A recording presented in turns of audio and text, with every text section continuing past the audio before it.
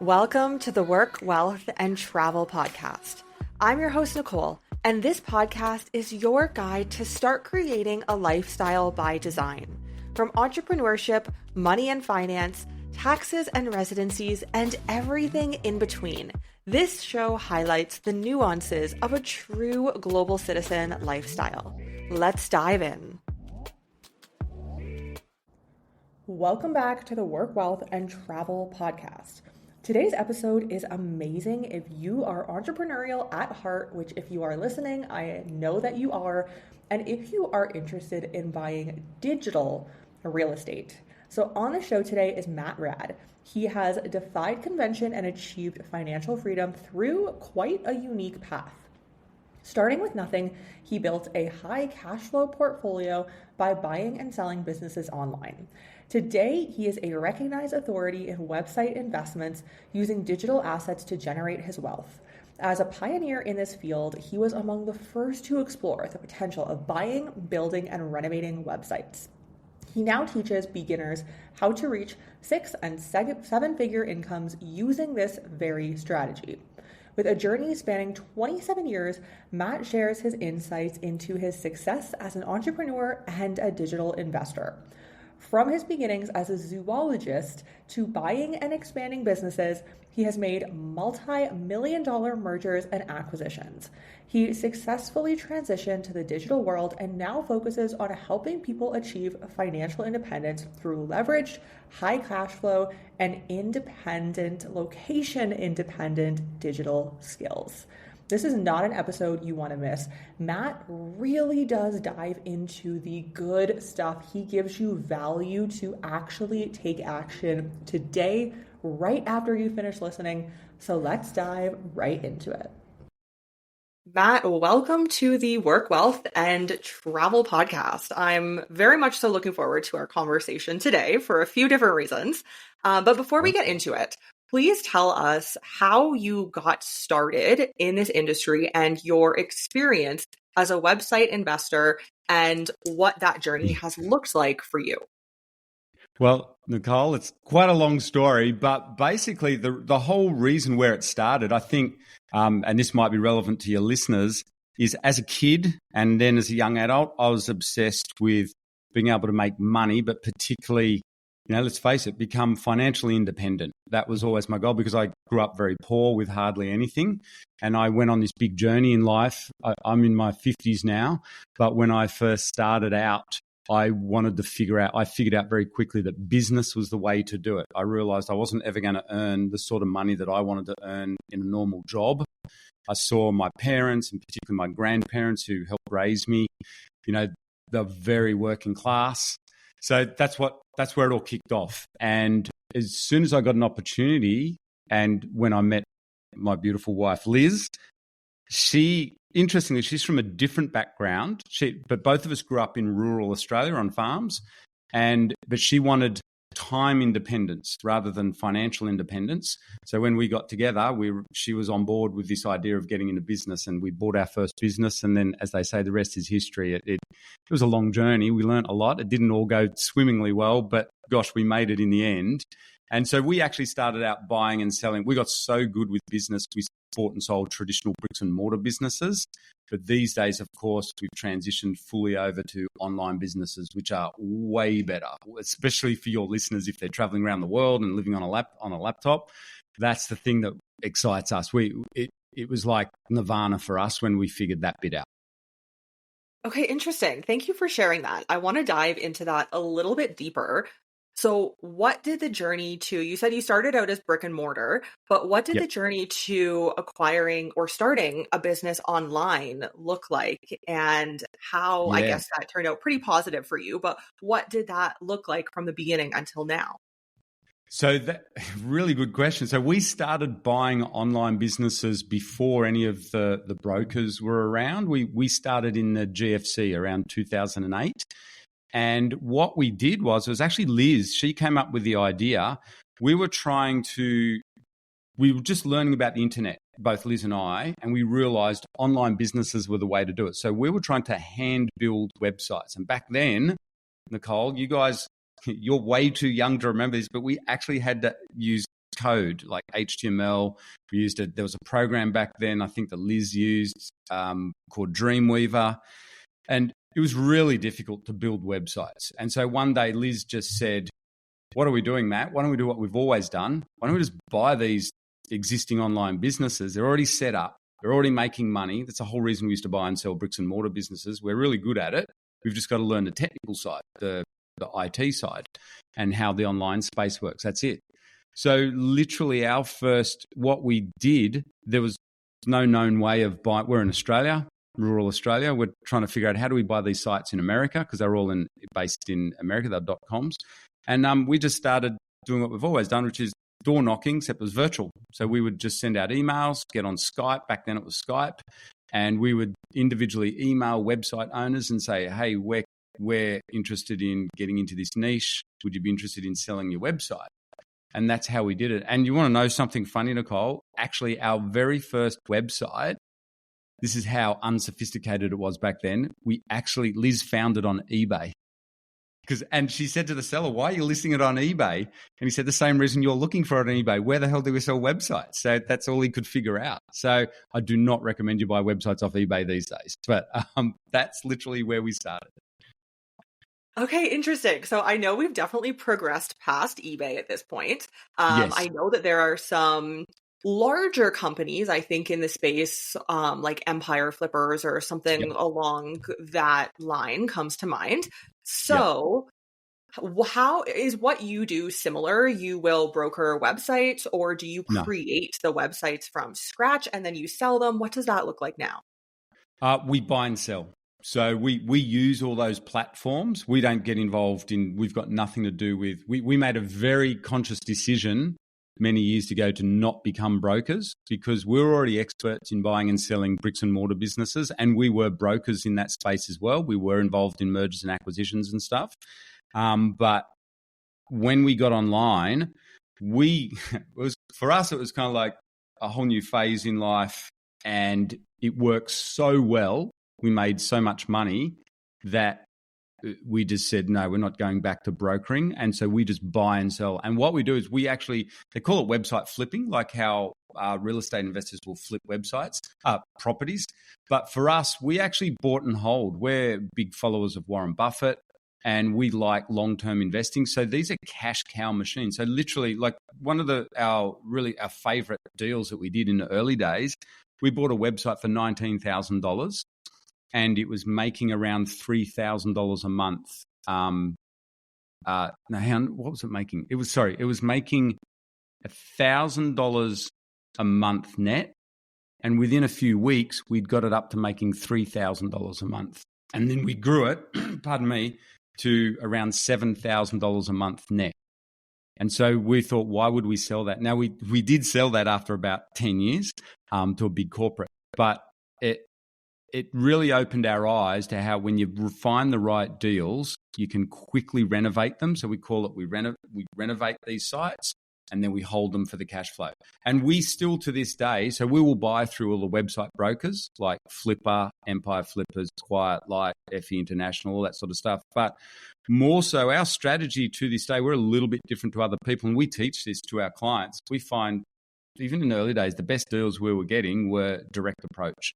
So we go through the Google SERPs, we look for neglected websites. When you know what you're doing, you can find neglected websites, and then you send them an email and you strike up a conversation, and then typically you say, look, I'm a cash buyer.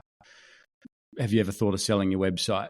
And then you do the negotiation and you buy it that way. But if you're starting out and you're listening to this, it is really smart to go through a broker. Now, the brokers have really good deals.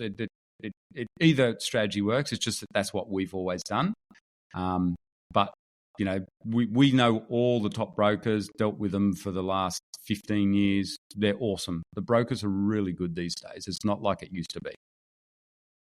Okay, so I'm curious on a high level, what does the process look like? How do you evaluate what makes sense to buy, or do you have a specific requirements for what it looks like to buy? Are you buying specifically e-commerce? And I guess that could be more of a preference, but from there, what does that process actually look like to figure out if this is a good purchase? Yeah, really good question. pardon me, we have very specific criteria. And we actually, Nicole, you just mentioned e-com, bad for us. We avoid that because our background is buying and selling manufacturing and wholesale businesses. And when we discovered what I call nirvana in business models, which is buying and selling online businesses, we realized we don't have to deal with businesses anymore with physical inventory. So as a young entrepreneur, if you're listening to this, and I'm presuming your listeners are probably a bit younger than me, or even if you're starting out as a side hustle, from all the business sales that I've been involved in, I've been involved in thousands of business deals. All my friends are very successful entrepreneurs. I tell you, the one thing that holds you back when you're a young entrepreneur is having to constantly reinvest money into physical inventory. And it's a very high risk to a degree, because if you can't sell that inventory, that's money sitting on a warehouse somewhere, typically in an industrial area. And it's very complex to manage the cash flows of those when you're starting out in business. So coming back to your original question, that's why when we got online, all we ever do and all we've ever done with online businesses is advertising websites. That's it. Advertising and affiliate.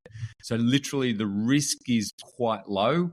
Once you buy the website, okay, you've got to invest in it and fix it up and you've all that sort of stuff. But really, if we want to walk away from it, we can. It's not like we've got a warehouse full of inventory. We're not we don't have, gone are the days where we have, stock coming across the oceans in containers and stuff like that. Been there, done all that. That's pretty stressful. I don't recommend it. Our website models are very, very simple. We just look for passion sites, basically. So recipe sites, people in crafting niches, people in pet niches, people in health niches, how to get fit type thing. Anything in the finance niche, as long as you don't need a financial license. And basically all we do is we buy those sites, we get eyeballs onto them, and if people click on an ad, we make money. So it's automated. Okay, so are you going? The other big advantage that I'll point out for us that we realise, because we're quite isolated here in Australia, we're on the other side of the world so the big market. So we're used to, in our manufacturing businesses, we would export to America, and it's really tough to do. Now with these sorts of sites that I just described, we literally, while we're asleep, money goes in the bank account. They work 24/7, and we've got access to a worldwide market. But in particular, we've got access to the full American market because there's no barriers with online businesses. So those advertising style businesses, and there's different models around that. Basically, we also sell information products or affiliate commissions, but literally the model still revolves around essentially just getting eyeballs, people coming to the site, following you. If you can do that, you can always make money. Okay, so my question with that, I'm curious, is most of the revenue coming in through ad networks like an Azoic or a Mediavine? And then riding on top of that, do you really have to understand and be somewhat of an SEO expert in order to maintain and grow the website?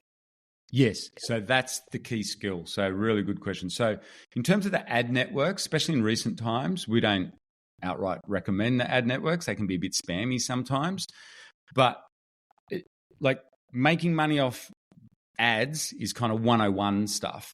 There's a lot more you can do there, but essentially you did touch on something super, super important. It's what we teach to all our clients is SEO, so search engine optimization. Now there's challenges with that. These are businesses. If you're listening to this, businesses are risky. Okay, they're not as passive as what they used to be. You've got to work on them.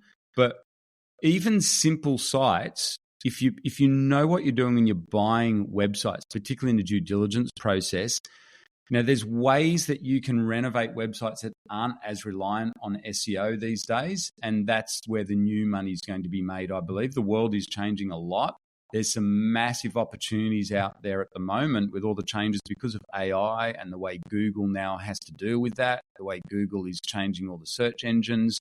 There's huge, like anything in life, those who are informed and have the knowledge will make the most money. And that's where, so what we've got, there's always been this challenge with online businesses, exactly the same as bricks and mortar businesses. Things go in waves. It can be tough in business. But what we've observed, and like looking at all our mentors in buying and selling businesses over the years, I think knowledge is king, and there's massive opportunities. And what you've got to realize, websites are now very, very highly sought after assets, investment assets, because they are 24/7.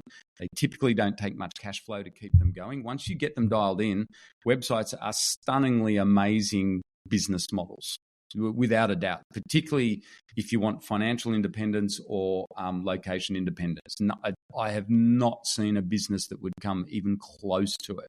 And there's so many models out there. So whilst we start with the advertising, there's a lot more. There's a lot more that you can do, and that's where your world opens up when you know how to do due diligence. Because Nicole, it is fascinating looking at hundreds of website deals. Like the hours just literally fly by. All our clients say that to us. They all start geeking out on it. Once you get into this, it's like, I wish there were more hours in a day to check out websites. It is mind blowing what's out there. I want to hear a little bit more about that, if you don't mind sharing. I think that would be really interesting. So, when you're spending these hours on end that are flying by, what does some of that due diligence look like? What are some of these websites? What are you assessing on these websites? I'm super curious. A little bit behind the scenes of this process. The only way this show grows is if you share the episodes you love and your key takeaways. If you've been loving this show, hit subscribe and leave a 5-star review with your favorite takeaways. We appreciate you, and let's get back into the episode. Okay, so I've got two really cool examples. So Liz and I, we, believe it or not, we met studying zoology at uni, and which sounds bizarre, and we're experts in red kangaroos. So people always love this story. They always say, do you have a red kangaroo website? No, but what we did buy was a pigeon racing website. And we know nothing about pigeons, but it was a very small site. I think it was, from memory, it was $7,000. And all it does is sell ebooks about how to race pigeons. We had no idea that niche even existed. But through doing due diligence, Liz did what's called keyword research. She could see, oh, wow, this is a massively followed niche. It's apparently pigeon racing is a massive thing. It's particularly big in Southeast Asia, but also in America. So Mike Tyson, everyone's probably heard of Mike Tyson. He's right into it. It's this huge, I don't know if you call it a sport. It's a huge thing though, pigeon racing.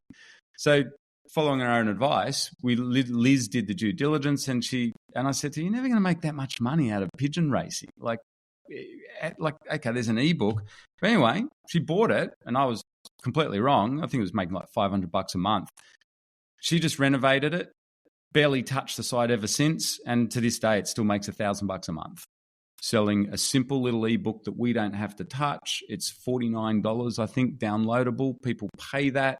We've bundled in three of the ebooks that were on there, because when it came across, the previous owner had created all these amazing assets. So Liz bundled them together as a package and said, hey, for $49, so literally all she did was, he used to sell the product for, I think it was $19.95. Liz bundled the ebooks. So these are delivered electronically, all automatic. She bundled them together and just stuck the price to $49.95.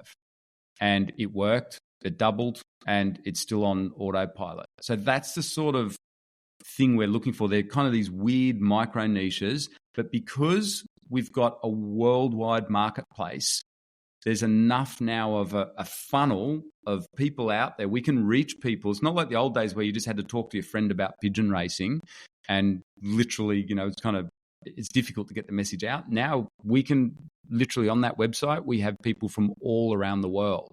And Nicole, another really cool example, talking about this micro niche, and now this is going to be relevant to your audience. We have two of our coaches here, Nathan and Alexa. They are laptop lifestylers. So they live, in a country till their visa, and then needs to be changed. And then they moved. You'd probably know about that more than me. And then they moved to the next country. And that's how they've lived their lives for the last, I think, since COVID. They left Australia from COVID, and all they do is exactly what I'm teaching. And here's a deal that they found. So they go for these micro niches. So these guys, you think about, they're living on a laptop, living in Thailand or in Europe or whatever. So they own a site on knitting. that makes them $4,000 a month. And they bought that for $4,000 and they fixed it up. So they have about 2 or 3 writers and they have a team that help them with the keyword research. So they've bought all these passion sites. They've got a couple of gardening sites. And when they were overseas, this is how the deal works. They do our strategy where they they're on broker sites, but they're also doing private approaches because they know how all this works and they're making good money. They were in the gardening niche for one of the websites that they own, and they were looking for kind of SEO opportunities, but also looking to maybe buy a site. And they found a guy back in Australia who had this neglected site. He'd had it for 14 years. And they sent him an email because I think they're in Thailand or in Europe at the time. Sorry, they were in Europe. And it's a very niche site on native Australian gardening.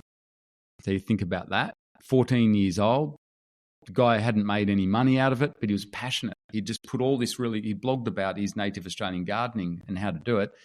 And he said, I don't want it anymore. And they bought it for $400.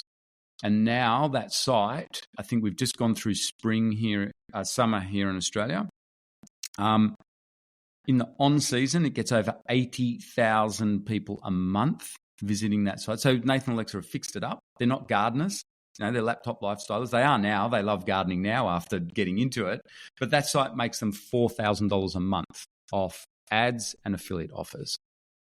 And that's what we call a diamond in the rough. That's the gold. So if you own 2 or 3 sites like that, now please understand, if you're listening to this, it's not a walk in the park. You've got to learn a few things, but that's literally what they do. So they've now come back to Australia. They're going to start a family, and they've got these websites. They've got several websites like that in these really cool kind of, do you call them a tight niche, like a vertical niche, where they're typically passion sites. They've been run down, neglected. Because you think about someone like that gentleman there, he doesn't know how to make money online.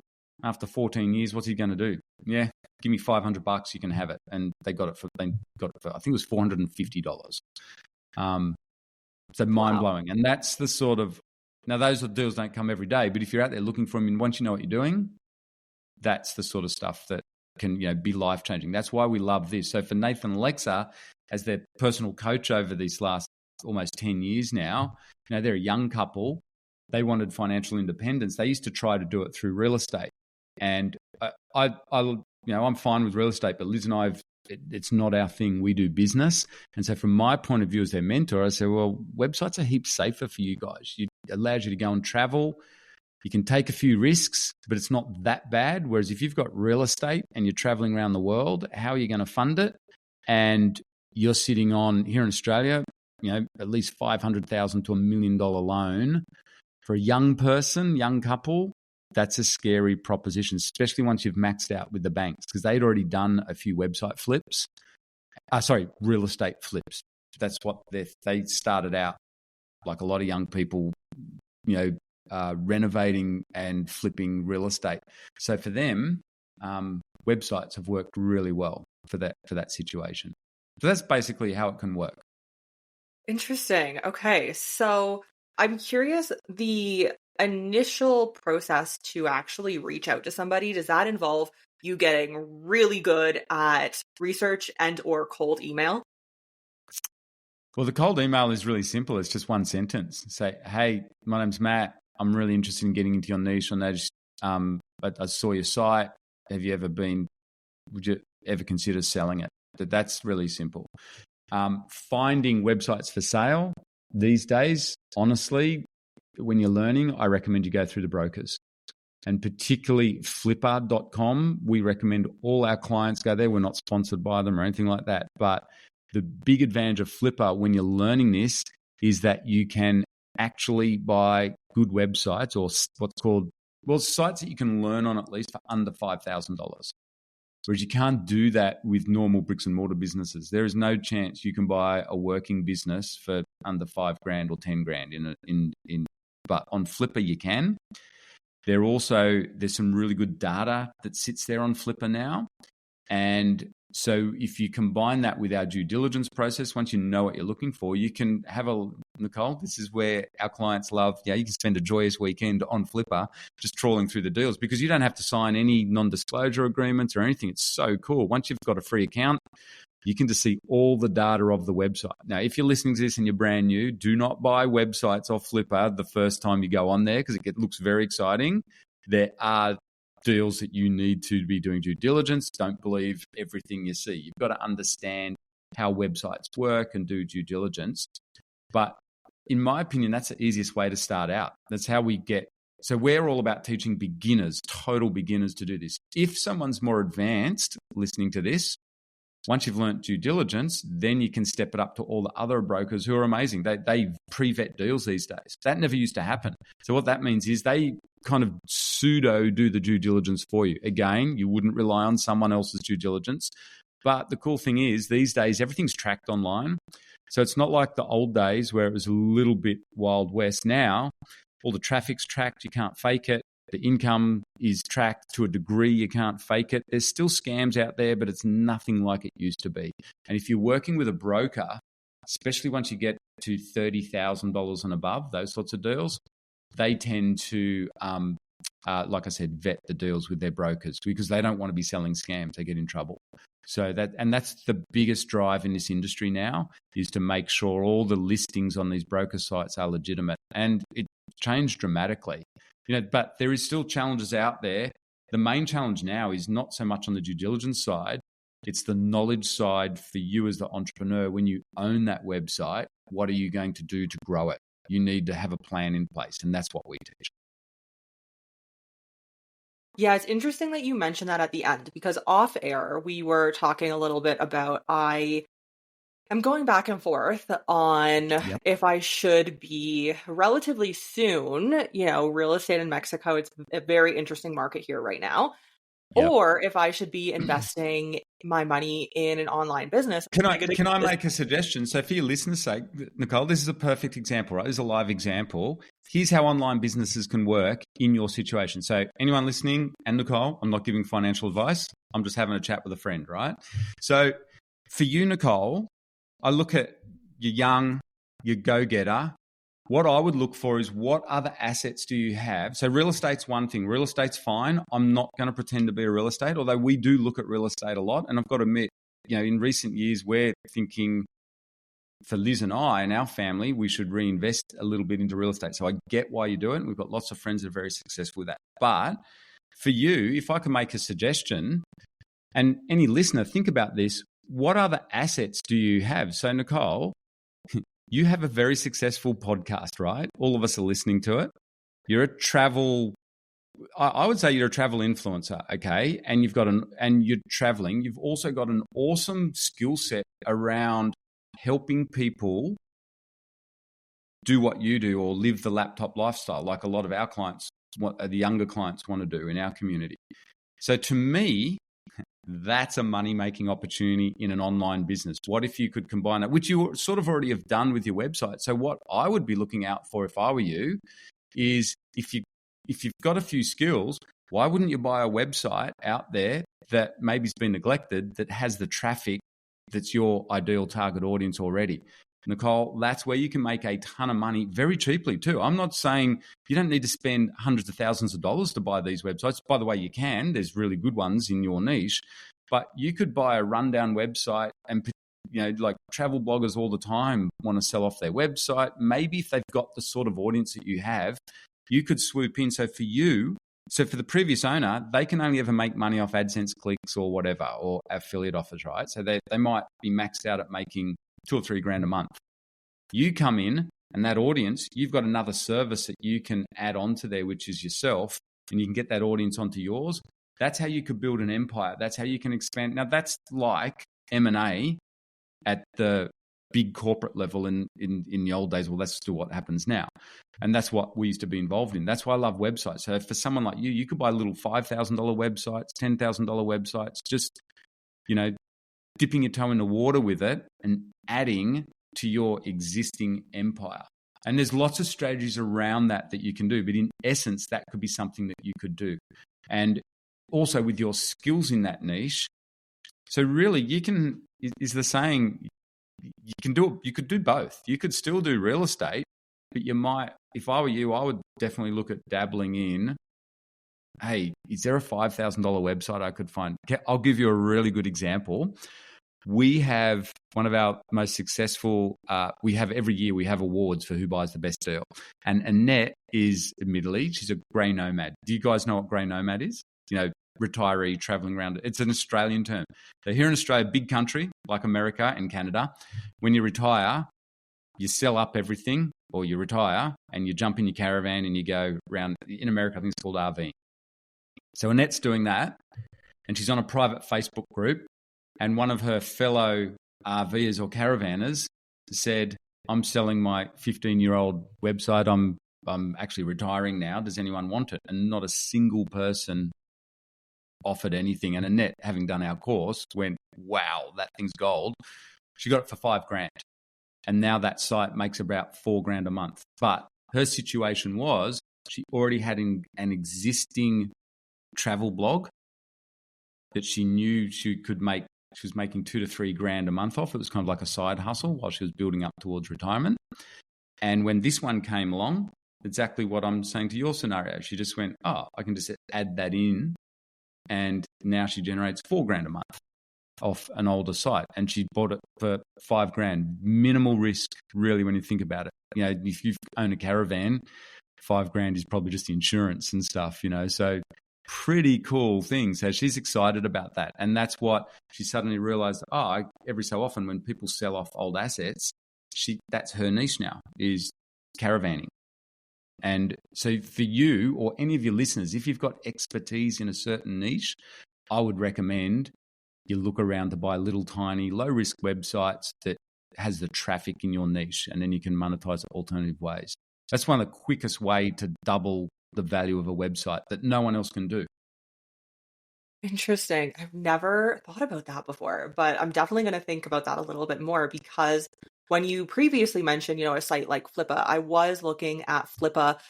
I feel so weird saying that word. I feel so Australian. Flippa and Empire Flippers. And I created, like a free account to kind of see what was out there and what was being offered. And I'll have to take another look at Flippa because I wasn't able to see all of the information. I do actually think at one point they said I would need to sign an NDA. So I'll have to take a look at that a little bit further. So on Flippa, there are now, and these are the really good deals that you want to look at if you're listening to this, the deals on Flippa, some of them do require you to sign an NDA. And that's a good thing, by the way, because lots of people don't bother doing it, like yourself. And that means there's not as many buyers, and they're there, and then you get access to all the info. But generally, most listings on Flippa, so for you, is your niche travel? Would you say it is travel? But it's not. So it's also immigration, isn't it? It's more so immigration, because people who travel and people who are looking for, a more global citizen lifestyle and to relocate somewhere are different. Yeah. So even for you, and this is good for your listeners to hear, see how I get excited. So on this immigration stuff, even I've dealt with immigration through brokers and stuff through being in M&A. And let's even say on the boring, in inverted commas, boring compliance stuff, some of those sorts of websites in what's called boring compliance stuff, they are hugely valuable if you can fix them up and sell them to corporates later on. So that's one of our big strategies. We call it the BHAG strategy. You know that corporate term, big, hairy, audacious goal, is to buy a small website, build them up and sell them for millions of dollars. And we've got examples of that. And it's everyone's BHAG. But for you and anyone listening, if you come from a white collar background, say in the legal profession, finance profession, surveying profession, architect, immigration, if there's some boring compliance aspect, but it needs people to look up information about it, that is typically, they can be really good websites. So I remember the CEO of Flippa, I think it was last year at our conference, we asked him, what's your favorite deal? And he goes, you're not going to believe it. It was this, the online compliance in Europe, all the rules around it. Some guy started a website in New Zealand about that, and he sold it for $5 million on the Flippa platform. And like the CEO said, man, it was boring as. But so think about that. And I think, Nicole, where you get the ideas from that sort of stuff is just hang out on those broker platforms and look at other examples. I think you'll be surprised at how many in inverted commas, corporate-y sort of, mundane topics that you'd never thought of. It's like around the compliance side of immigration. I'll bet if you hang out on those platforms, there will be some site that comes up somewhere. And even if you could use it as a model, you might get ideas to leverage into your existing business as well. And that's another thing that we teach. It's not just about buying online businesses. This whole world just opens up so many business opportunities when you know how to do due diligence, because then you can reverse engineer the websites that you see on Flippa, being blunt about it. Like, seriously, what if you found an immigration style compliance site for sale there and say they want, mid six figures, say they want 700,000 for it. Well, you don't have 700,000 because you're going to buy real estate. But what I would be saying to you is, okay, Nicole, you know enough to reverse engineer it. Flippa's handed you all their analytics, keyword research, everything. So, 700,000 buys you a lot of website build. Maybe you don't buy it. You just drip feed out, and okay, it's going to take a bit longer, but that's something that you can aim. And then you've got a role model for success as well. And that's the cool thing we love about this game. Once you start looking at these things, most of anyone listening to this, you guys probably do not realize just how much money is being made by simple niche websites. And you got to get out there and look at them, and you will be blown away. At pigeon racing, who would think after 10 years, a pigeon racing site still makes $1,000 a month? Do the numbers on that. That's a serious sum of money, ROI. You don't get that in real estate. The risk is there though. Real estate's different. So, different investment vehicle. But yeah, there's always a risk. I'm passionate about this in that if you're a bit curious in life and you love the idea of having multiple side hustles over the years, that's what, all of us do here. This is unreal. It's the ultimate playground, is looking at online businesses. And for you, Nicole, it would just be brilliant. Be a no-brainer. You've got the perfect skill set because you've got the compliance stuff, but also you are a genuine travel blogger. Far out. If you can't make serious money online over the next decade, it's perfect for someone traveling around. It's a really cool thing to check out. That's really interesting. So I'm curious now, you mentioned you don't necessarily have to always buy it. You can rebuild it, essentially. Yep. But when you are buying it, you're buying what takes a lot of time to build, which is the SEO, the blog post, the domain authority as well, the URL. So I don't know, pros and cons. What is your take on that? It's a really, I think the example I just gave is for most of our clients, what I say to them, the final question so we have a big checklist when you do due diligence on a website. And then the final question, like if they're about to spend $1 million on a website or mid six figures, like 600,000, 700,000, I say to them, look, that 700,000, what are you really getting for that? Can you do that yourself with your own team? And so the pros and cons of building is actually really good. We've come back to it now. So in the old days, it was too slow for us. It was much easier to buy. But building websites means they're kind of cooking in the background passively. Like you just come along once a month, do a bit of work on them, and you're just gently building them up over time. You can build them very clean, how you want, but it takes a lot of time and a lot of effort. And whereas buying them, particularly now, in the current Google space with all the search engine changes, what we're looking for now is we see massive opportunities to buy either rundown sites or panic sells where people have been hit with the Google algorithm, but they've got perfectly good assets. And what we're particularly looking for is, you just mentioned the magic word, and it's really important in the travel niche, is real content, because AI content's not valuable online, no matter what people tell you.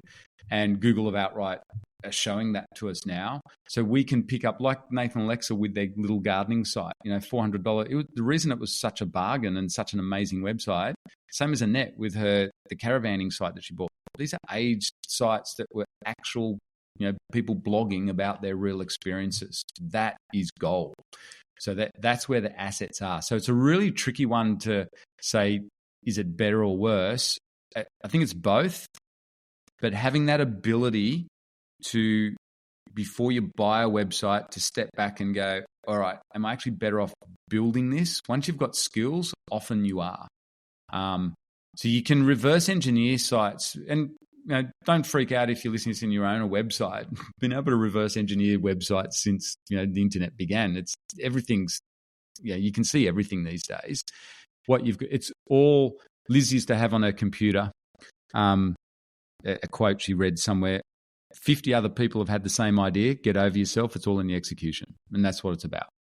So you can find. So we've shown clients, amazing deals on Flippa, and I say to everyone, anyone could emulate that, and within 2 to 3 years be making, really good money. It's all in the execution though. Do people do it? No. It's just sitting there in full view. So building sites is better is when you're learning. We highly recommend you build a few sites, because that's the best way to learn the true value of a website. You think of your site, Nicole, you know what your awesome travel site's worth, right? What blood, sweat and tears wise I'm talking about. So you imagine now you become an expert in trying to buy those sites on Flippa. You are way ahead of anyone else who's never built or traveled to all those countries and created that content. You know straight away the value of what might be sitting in a fellow travel blog site. Well, I should hope you do. Well, you should do now after this podcast. What an interesting conversation. What an eye-opening conversation in the business of websites. So, Matt, thank you. Where can people find you and your programs, your teachings online? So you can go to our main website, which is a bit of a mouthful, and it's a .com.au, but it's ebusinessinstitute.com.au. Or you can just Google our name. We've also got a simpler one, mattandlizraad.com. Amazing. I checked that one out earlier. I was listening to your podcast as well. And it's we've got our... thank you. Yeah, we've got our podcast, which is called thedigitalinvestors.com, and it's really cool. That most of the stories on there are our own students. So we just love interviewing our students about. So you'll see Nathan and Alexa on there, and all our students. So if you're interested in hearing more of their stories, go to our podcast. Amazing. Thank you for being here, Matt. Thank you so much for having me, Nicole. Definitely a pleasure. You've just listened to the Work, Wealth, and Travel podcast. If anything from this episode resonated with you, I would appreciate if you share this podcast on your socials. And of course, be sure to tag me. And don't forget to leave a review on your favorite podcast platform. Thank you for joining me on this global citizen journey, and I'll see you in the next episode.